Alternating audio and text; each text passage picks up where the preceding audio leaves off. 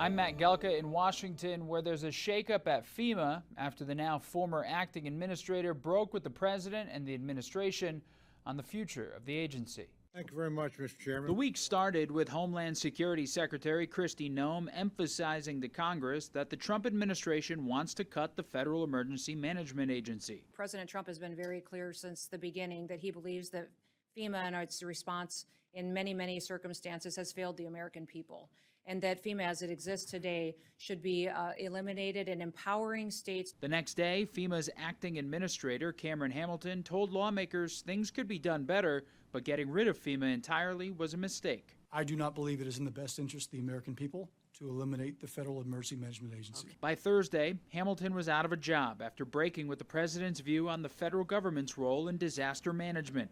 President Trump's issues with FEMA date back to the campaign.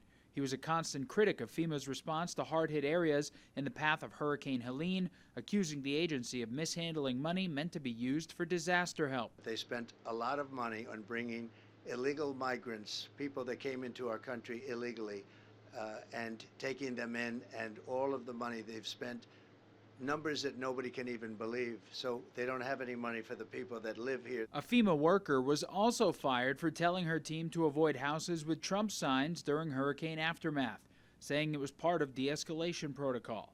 The president has since suggested FEMA should be abolished, with duties going to other agencies and states handling emergencies.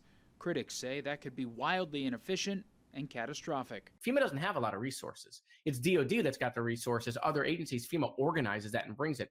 If no one's doing that after a Katrina for Louisiana or a Helene in North Carolina, people are going to die.